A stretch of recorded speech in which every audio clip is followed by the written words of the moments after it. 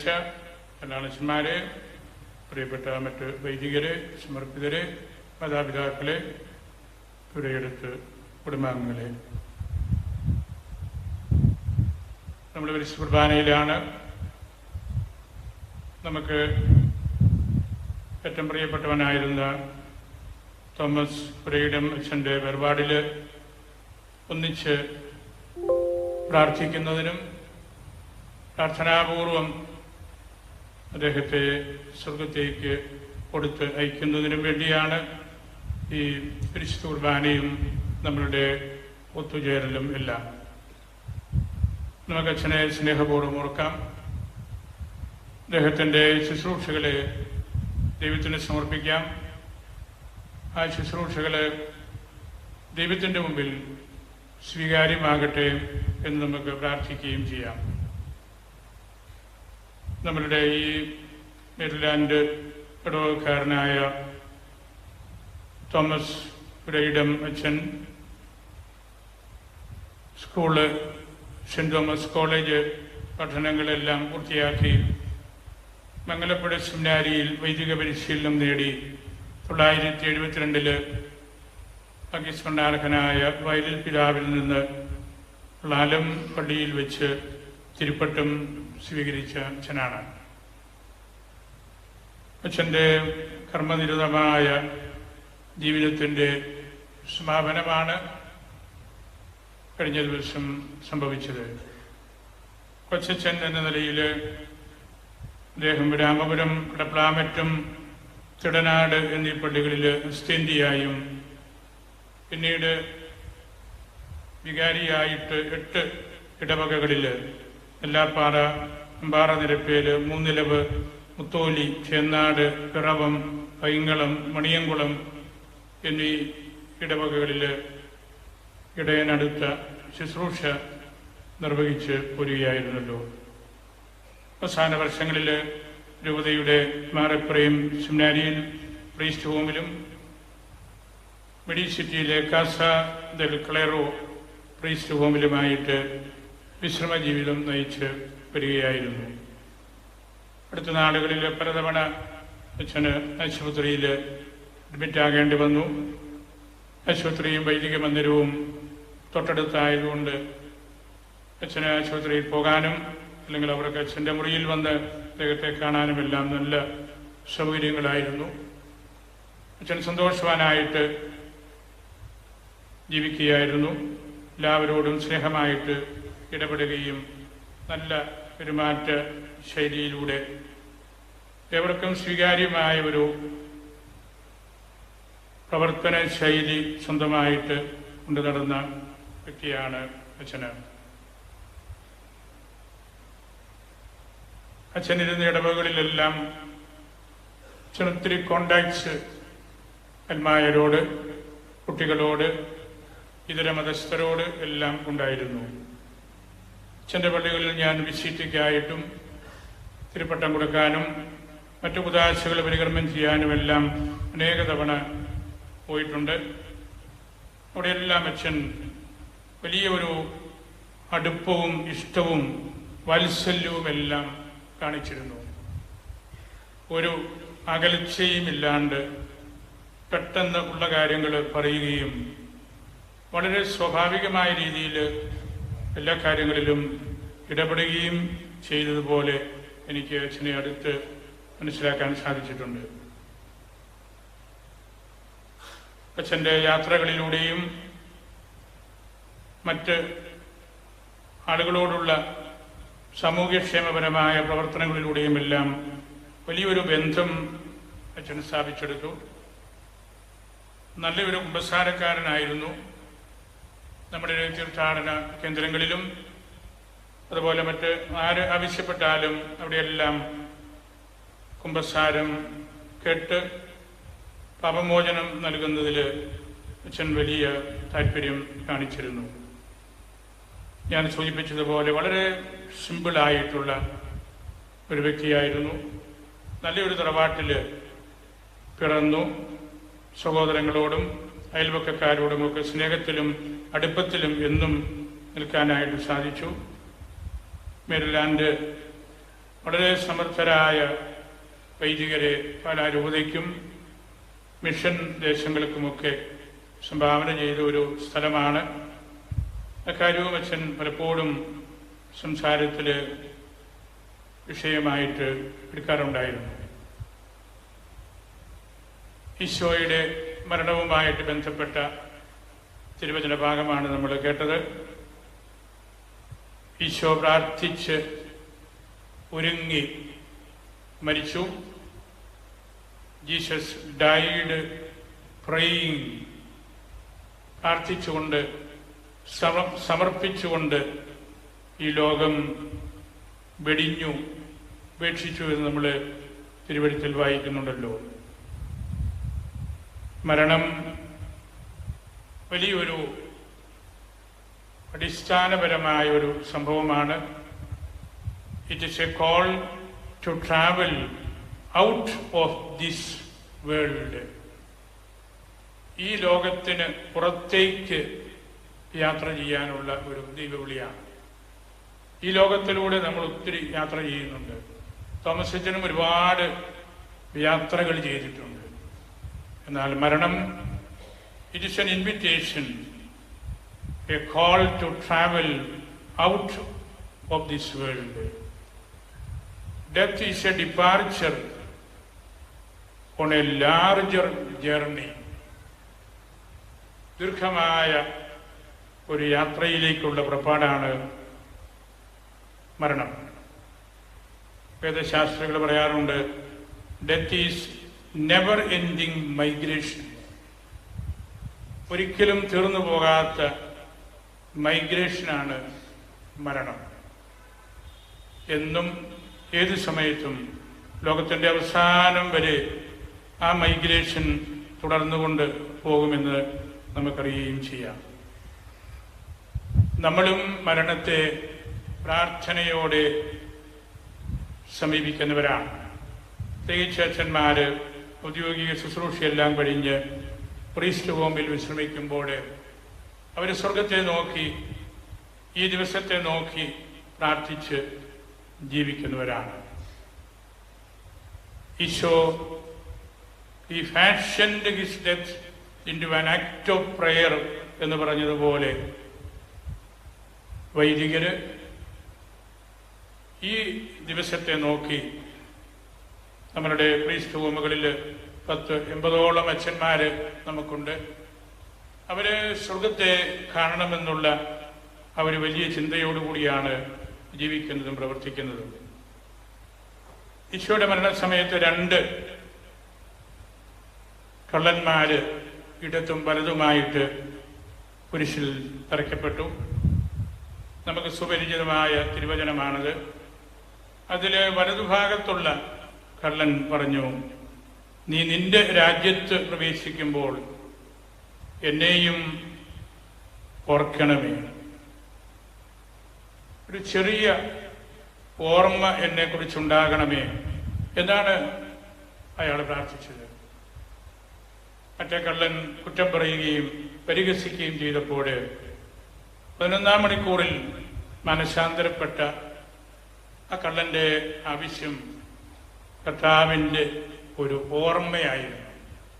വേദപുസ്തകം മുഴുവനും ഇത്രയും ഇങ്ങനെയുള്ള ഓർമ്മകളുടെ കൂമ്പാരമാണല്ലോ. God remembered Abraham.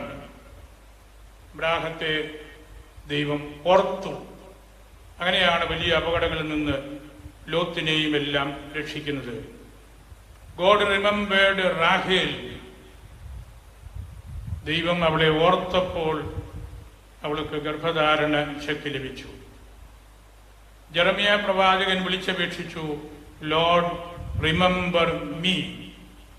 കർത്താവേ, എന്നെയും ഓർക്കണമേ. പഴയ നിയമത്തിലെ നിരന്തരമായ ഒരു ആവശ്യം മറക്കരുത് എന്നുള്ളതാണ്. എല്ലാം ഓർത്തിരിക്കണം, മറക്കരുത്.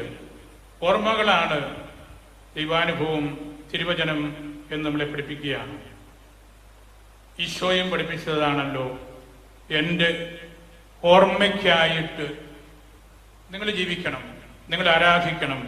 നിങ്ങളുടെ ലിറ്റർജിക്കൽ സമർപ്പണം എൻ്റെ ഓർമ്മയ്ക്കായിട്ടാണ്. സഭ തന്നെയും മിശിഹായുടെ ഓർമ്മ ആണല്ലോ. ഈശോ തന്നെയും ദൈവപിതാവിൻ്റെ ഓർമ്മ ആണല്ലോ. അങ്ങനെ ഓർമ്മകളുടെ അനുസ്മരണമാണ് ക്രൈസ്തവ ജീവിതം. നമ്മുടെ ആത്മീയതയുടെ ഏറ്റവും ശ്രേഷ്ഠമായ ഒരു ഭാവവും അതുതന്നെയാണ്. ഈ നല്ല കള്ളൻ എത്രയോ ഭാഗ്യപ്പെട്ട ഒരു മനുഷ്യനായിരുന്നു.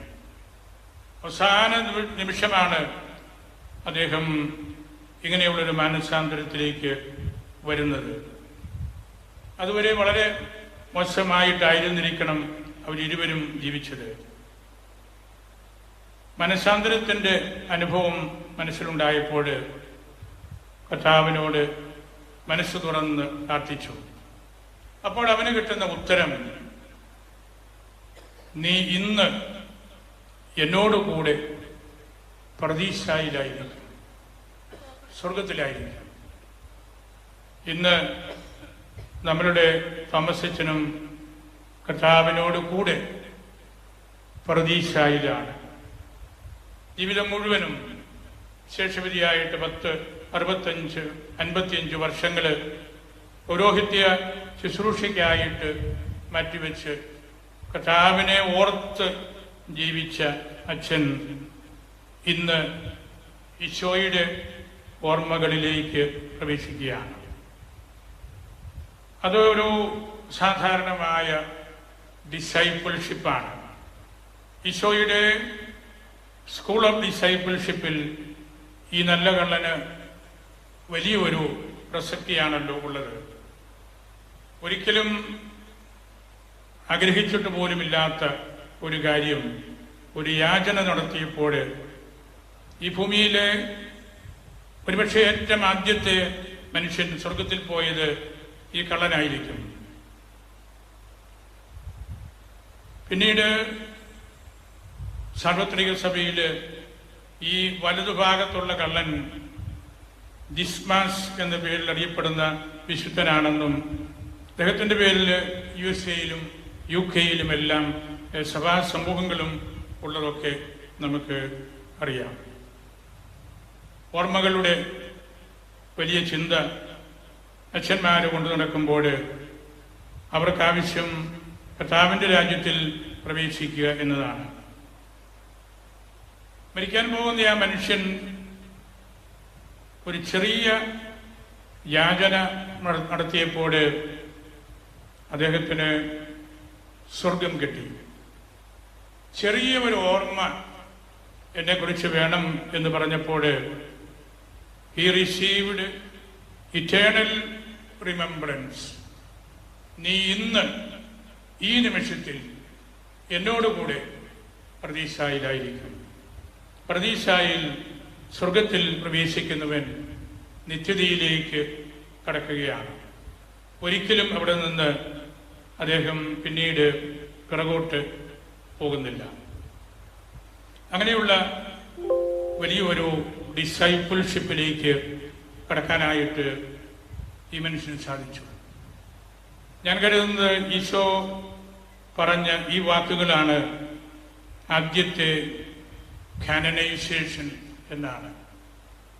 നമ്മളൊരാളെ ഭൂമിയിലെ സഭ വിശുദ്ധൻ അല്ലെങ്കിൽ വിശുദ്ധയാക്കുമ്പോൾ എന്തുമാത്രം പ്രക്രിയകളിലൂടെയാണ് കടന്നു പോകുന്നത്. ആദ്യത്തെ കാനനൈസേഷൻ ഈശോ തന്നെയാണ് നടത്തിയത്. ഈശോയുടെ വാക്കുകളായിരുന്നു അതിൻ്റെ അടിത്തറ. Voice of Christ himself. It was Christ's declaration, the first canonization, the first saint. പറുദീസ ഉറപ്പായിട്ടും നിനക്കുണ്ട് എന്ന് ഈശോ തന്നെ പേര് ചൊല്ലി വിളിച്ച് സ്വർഗത്തിൽ ഇരുത്തിയ നല്ല കള്ളൻ. നമ്മളുടെ അധ്വാനത്തിൻ്റെ ഫലം ഇത് തന്നെയായിരിക്കണം. നമ്മൾ അച്ഛന്മാർ എല്ലാവരും കർത്താവിൻ്റെ വലതുവശത്ത് തൂക്കപ്പെടേണ്ടവരാണ്. അതാണ് മാനസാന്തരത്തിൻ്റെ സ്വർഗപ്രവേശനത്തിൻ്റെ ശരിയായിട്ടുള്ള ഡിസൈപ്പിൾഷിപ്പിൻ്റെ നല്ല ഒരു പെനിറ്റന്റ് ബിലീവറുടെ ഒക്കെ അടിത്തറ.